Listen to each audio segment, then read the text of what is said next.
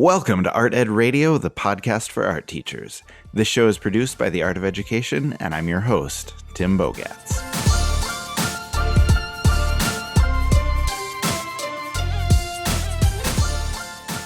Welcome to a bonus episode of Art Ed Radio.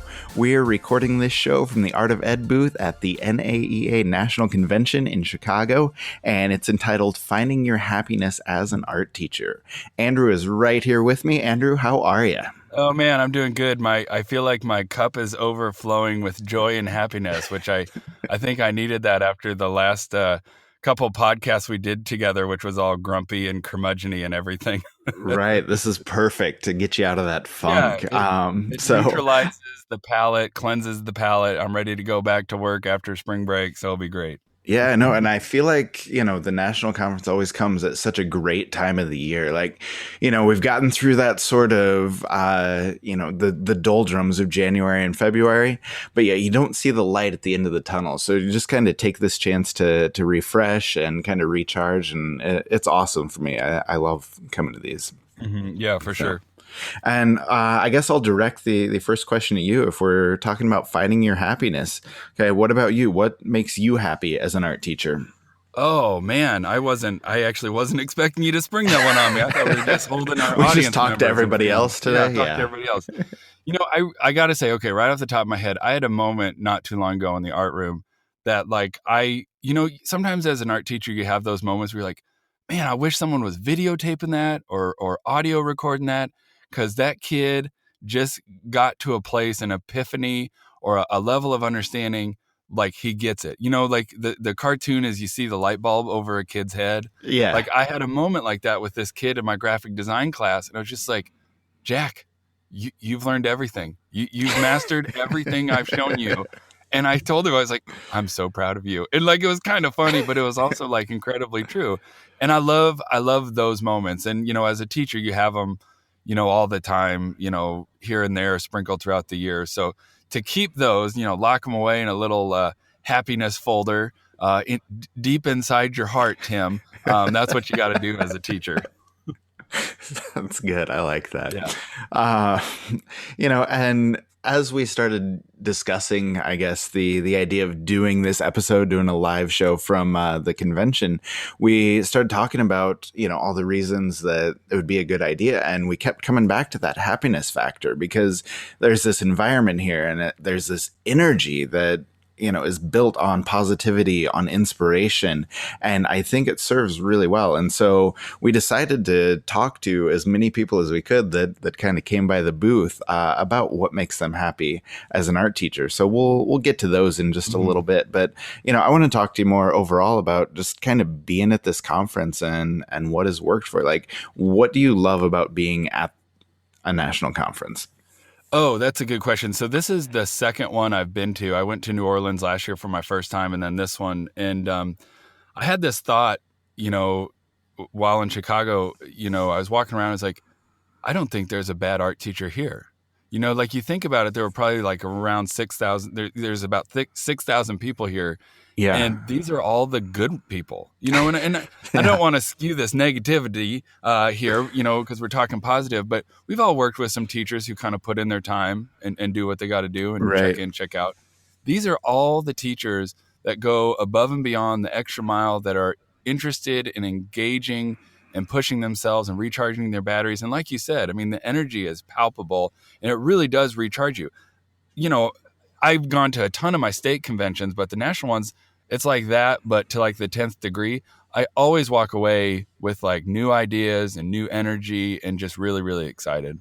Yeah, absolutely. It's the same for me. I love that feeling. And I've never thought about it just being the, quote unquote, good teachers there. But it's the people who are dedicated to what we do, because we're spending our own time, we're spending our own money to get there and to just do what we do better. And so it's really an inspiring place. And you always come up with so many just new ideas and good ideas. And speaking of passing along those ideas, I heard some great things about your presentation that you gave this morning. Tell me what's up with that. Well, everyone that came and talked to me afterwards said it was awesome, but all the people that probably didn't like it slipped out. They're not going to come talk to you. Yeah. No, it was really good. So I'll probably butcher the title because it's long and highfalutin, but it was "Let Them Lead: Simple Tech Tips to Talk Less and Drive Student Creativity." So it was kind of like, what can you do as a teacher in tech adoption and tech solutions that gets you sort of less prominent and makes your students do more of the work. And actually, this conference talk is spinning into a podcast interview that'll be airing in a couple weeks here Okay, cool. about some simple tech solutions. And, I try to always make my conference talks, whether it's at the national level or state level, be really practical and, things Yes. that people can use right away and not a lot of, hocus pocus theory, because like that's not who I am. I'm a middle school teacher, who's knee deep in it, and really just try to make it really practical. Yeah, and I think that's good because you kind of do run the danger, and people who have been to the conference kind of know about this. Like, you can run into those really dry presentations that have very little to do with, what actually happens in the classroom. And, I think it always is a sort of balance between theory and practice, but I know everybody appreciates, just having takeaways that can go back to their classroom. Well, and speaking of appreciation, it was Friday night and I was putting some last finishing touches on my presentation, as I'm apt to do. I'm kind of a 11th hour kind of guy. Right. And I was telling my wife, I'm like, God, I don't know that anyone's going to come on a Saturday morning. Yeah. And I'm going to talk for 30 minutes and then have this really awkward 20-minute Q&A. And I had maybe 60 to 70 people, and it was a really big room, so it seemed spread out, but there were a lot of people there.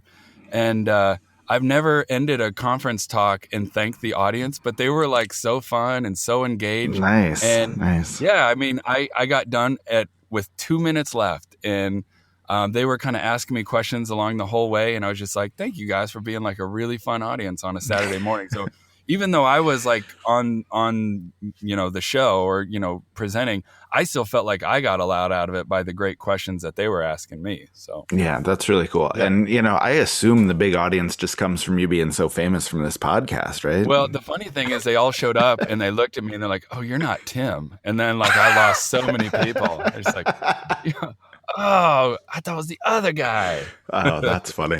No, but the thing that happened to me over and over is people would be like so excited to see me, and then the first thing that they had to say had to do with you. Oh, so like, awesome. Hey, Tim, how's it going? I saw Andrew today. Hey, Tim, do you know when Andrew's presenting? It's just like we need to be attached at the hip, apparently. Yeah, that's right. Well, I didn't tell you, I paid all those people to just rub it in your face. Nice. I appreciate that. Yeah, no problem. Okay. So, just talking a little more about the conference, what are some good things that you've seen here, or some big takeaways that are going back to your classroom? Well, so we've all been to conferences before, whether it's like a district one or a state one, where like you maybe sit in on not a great talk. Yeah. I've been 4 for 4 so far. Like I'm nice. proud of myself. I picked nothing but good ones.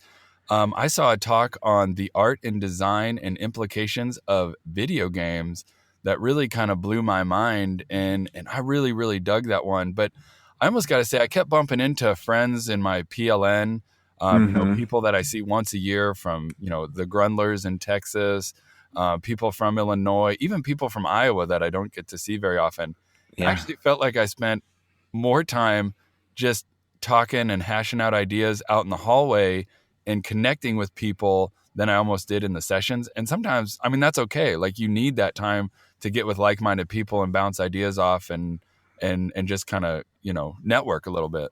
Yeah, and I think that's really cool for those of us that are active on Twitter or Facebook or wherever. Just making those connections in real life is such a cool thing because, tonight I'm going out to dinner with Cassie Stevens and Laura Lohman, Don Massey, Nick Hahn. Just like it's going to be a whole huge group of us of all these people that I talk to all the time online, and just being able to see them in person, like you said, bounce ideas off of them, share things that we're doing is a really, really great experience. So, for me, that's one of the biggest reasons to go to a conference is just to be able to see all those people in person. Well, and I know like sometimes you feel a little bit creepy when you meet someone in person and you're like, I feel like I know you. Like I met Tim Needles for the first time and it was kind of like, hey. Yes, yes, How's it it's going? awesome. Yeah. You don't know Yeah, me, but I creep on you. And, and then it's like that awkwardness passes over like, the next 5 seconds. And then it's like all good. And yeah, it's just really nice to talk to those people. So. yeah, and the other thing for me too is just outside of the people is just being in such a great city. Like I love the city of Chicago so Mhm. much, and just that environment of the city just adds to everything that we've been talking about to make it an even better experience. So For sure. yeah, it's been good. So anyway, we decided today at the booth to talk to as many people as we could about what makes them happy. So do you want to kind of explain to everybody sort of how we set things up, how we found people, and what we were asking them about? Well, sure. I mean, it started off with me, making a mistake. There's a little piece of hardware on my mic that I forgot. So if anyone, I know this will come out a little bit after Saturday, but we made a MacGyver-like cardboard tripod to hold the mic on, but it did its job. So, yeah, we just kind of set up the podcast mic and some of the hardware that goes with it. And, as people kind of wandered over to the booth and talked to us and talked to all the other AOE people, we just kind of said, hey, do you want to, share the love, share the joy, and tell us what makes you happy about being an art teacher? We probably had like 16, 17 people that kind of bopped over. And I know every once in a while we had people who were like, got a little shy, got a little stage Yeah, fright, and like didn't want people to were do it. really But scared yeah, of talking in the microphone, but I almost um, wonder if they thought maybe it was like going out live, like yeah, streaming to the airwaves live. It's like, no, we can edit it. If you say yeah. something, goofy or stutter, like we can chop that out. But Yeah, but it worked out okay, and yep. unfortunately, we weren't able to get all of the clips in here. But we do want to share with everybody some of our favorite clips here,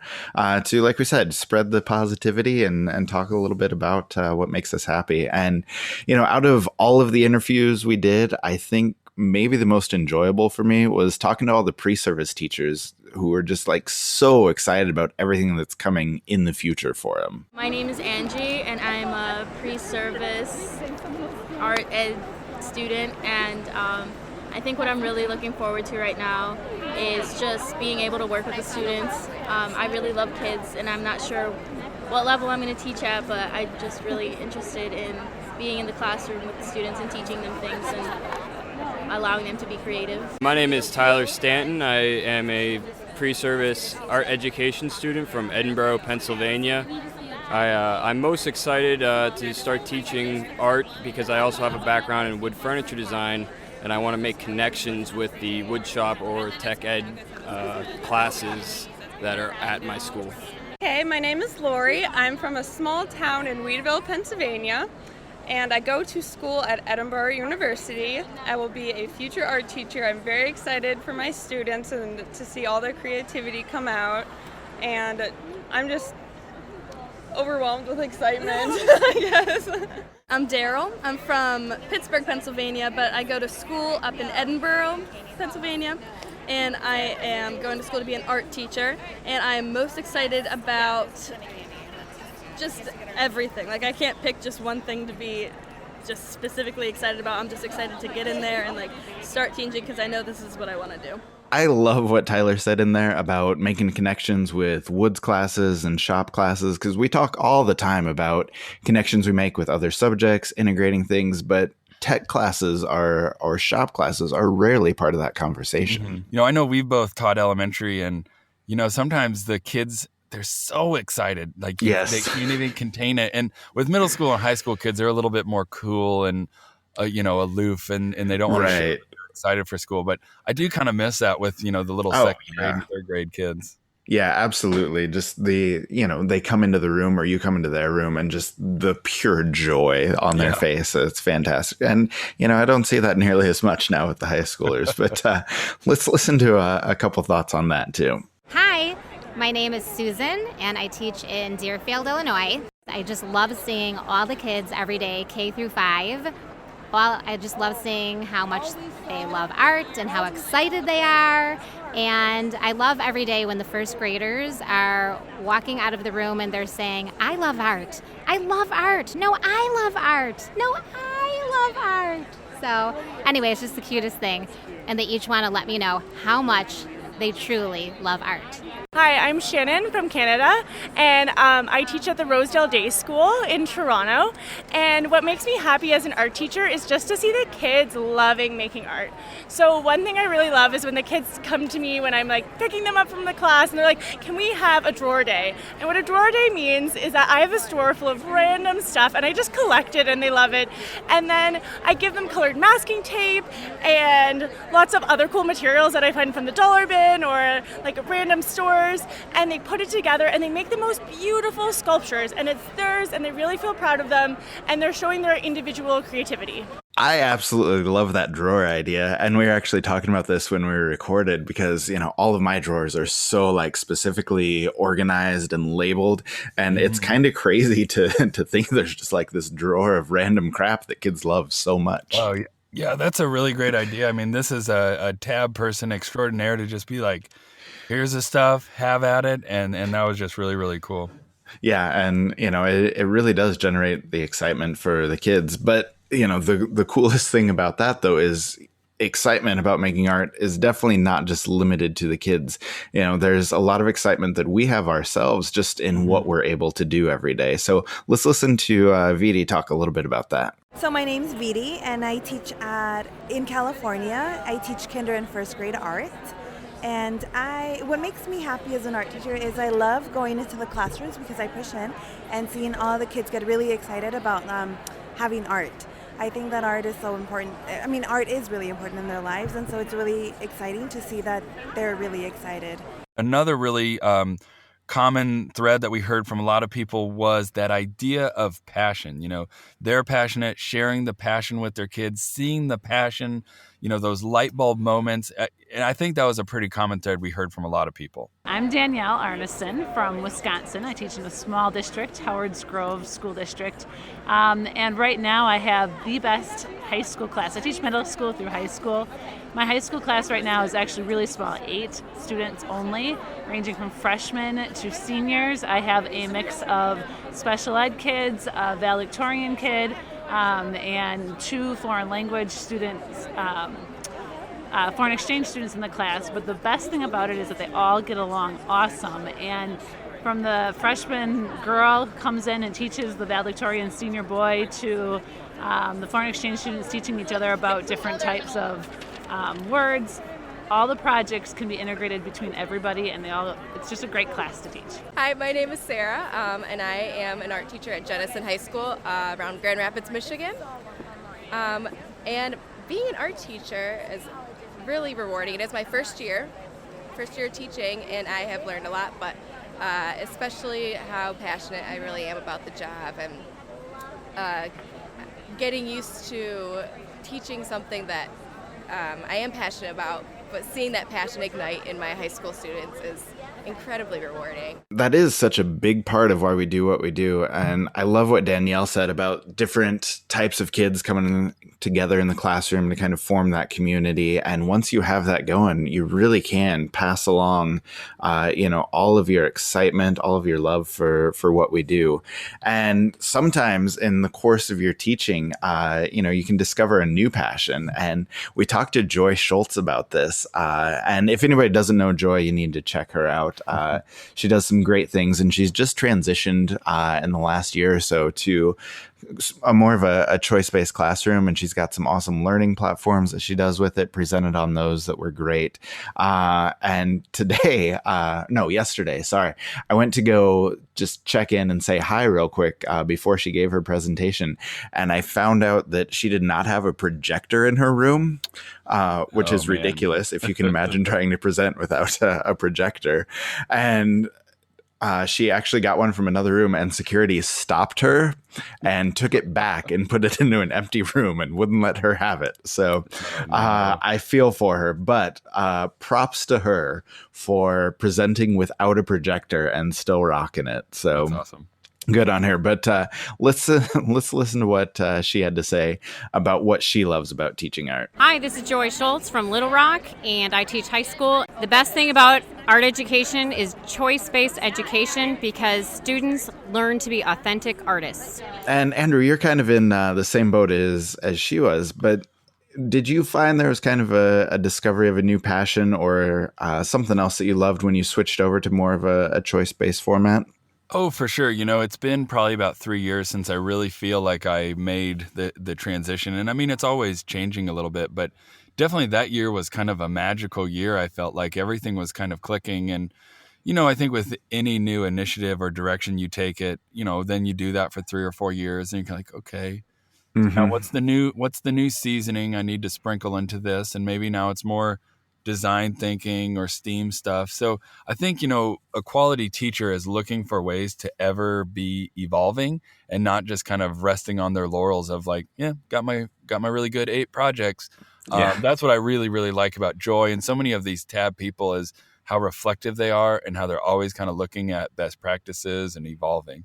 Yeah, and they always sort of push kids to be a little more creative, which I think we all need to do. Mhm. But, that creativity and that kind of personal voice moves not just, with what we do in the art room, but it moves beyond that as well. And it can really give our kids a leg up in some other classes as well. My name is Emma Long, and I am a K through 12 art teacher in Lexington, Illinois. I would say the thing that makes me the most happy about teaching art is just really inspiring young artists to be creative, not necessarily just in the art classroom, but outside of the art classroom as well. I think it really crosses a lot of boundaries between other content areas, and they can really apply the problem solving that they learn in my classroom into their other content areas. So that would probably be my most favorite thing. I actually just recently had a student that answered a question on the PARC test. It was a literacy question, but it was referring to Edward Hopper, and it was like so great. The English teacher forwarded me the passage, and she was just loving that she was applying, this particular student was applying the art history knowledge that she had from my classroom and using what she learned in her English class to complete this essay assignment. So that was really rewarding. Okay, and I feel like that's so true because what we do in our room can translate to so many different subject areas and so many different ways. And I mean, have you noticed that with a lot of the STEAM stuff that you've been doing as well? Oh, for sure.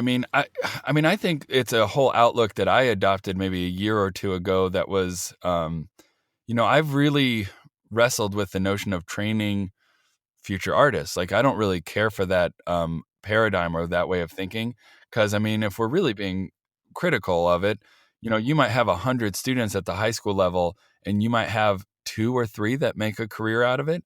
Those are pretty poor odds. So yeah, I've approached it more as like, I'm using art to teach kids about creativity and collaboration and critical thought and visual communication, like all of these things. It just happens to be that art is the medium that I'm really good at sharing those ideas through, if that makes any sense. So yeah, absolutely. Kind of a different way of thinking. And I really do think that it then can spark a student's interest in entrepreneurship or engineering or, medical design, like anything that anyone gets into, they'd benefit from having a background in creativity.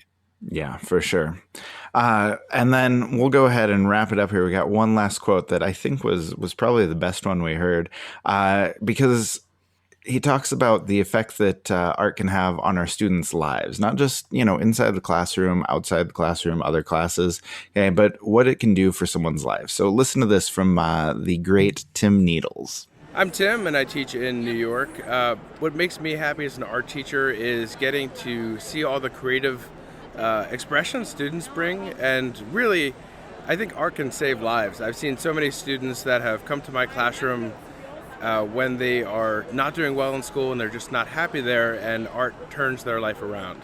They connect and they find a way to express themselves, and it just makes a big impact. So seeing that always really makes me happy.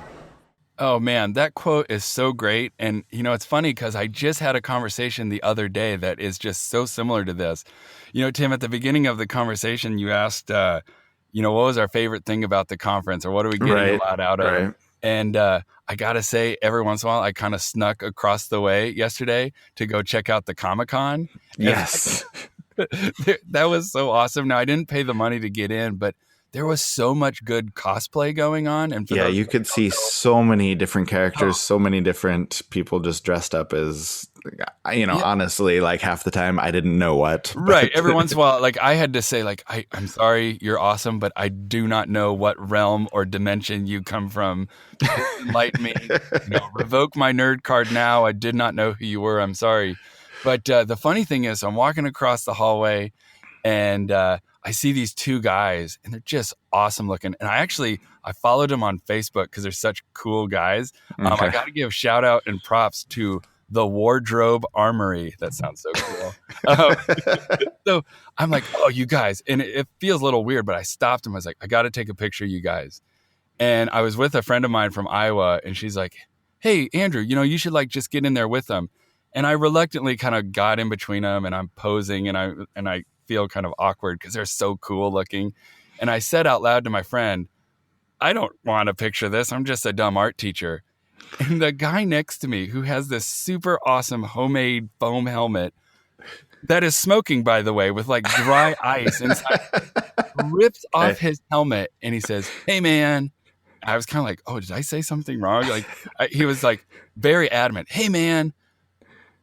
Art is the best thing ever. And if it wasn't for my high school art teacher, I would have been nothing. He pushed me and he saved my life. It was almost like Tim Needle's exact quote. And I actually walked away just kind of like floating in the hallway because it was like, here I came to this conference and I bumped into this guy that I think is from Halo, but I'm not sure, who really reaffirmed what it is that we do and why it's so critically important in the lives of our students. It was just kind of a magical moment, and who knew it would be like this awesome cosplay guy that did it for me. Yeah, that is fantastic. And I think that's probably the perfect anecdote for us to go out on, because I know that you and your lovely wife have a train to catch. So that's right, man. Why don't you get on out of here and I will wrap up this show. All right. Thanks, Tim. Thanks for wrapping Andrew. this up with me. It's been fun, man. See ya. If this conversation is something that has piqued your interest, I would encourage you to look into the Art of Ed's course called Creativity in Crisis. The class is an awesome experience. Not only does it help you develop creative capacity in your students, but in yourself as well. Doing the personal creativity exercises in the class is a big part of the draw, and that spark of creativity might just be the spark you need to reignite your passion and rediscover what you love about teaching. Creativity in Crisis, like every AOE class, starts on the first of the month, and you can find out more information and sign up on theartofed.com under the Courses tab. Being in Chicago and being in the presence of another 5,000 or 6,000 art teachers is a fairly memorable experience. The influence, the inspiration, the energy, it's all there, and it all makes you want to be a better art teacher. I still think one of the biggest highlights for me, honestly, was getting the chance to talk to all of the different art teachers for this episode. Hearing about what makes us happy as art teachers and what makes us passionate about our job was more inspiring than anything. And if you didn't make it to Chicago and you haven't been to a national convention in a while, try to find a way to make it soon. It's an incredible environment. And maybe you can make it to New York next year, or maybe it's further down the road for you. If that kind of a trip isn't in the cards, though, that doesn't mean that you're missing your chance at happiness or missing your chance at inspiration. Every teacher we talk to loves what happens in their room on an everyday basis. Our happiness comes from what we teach and who we teach every single day. It makes me happy, and it should make you happy to know that we're part of a vibrant community of passionate educators. And when it comes down to it, we need to remember that we have the best job in the world.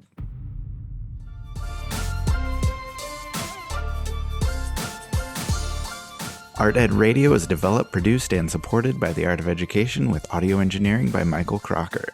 Please subscribe on iTunes, where we've been showing up on the new and noteworthy page, by the way. We appreciate your support, and your rating the show will help new listeners find us. You can explore everything else related to the show if you visit artedradio.com, where we'll have the write-up of this episode with some spectacular pictures of Andrew and me recording in the AOE booth, and maybe even one of Andrew with his 2 new friends from the comic convention. New episodes are released every Tuesday, so make sure you subscribe and look for us next week.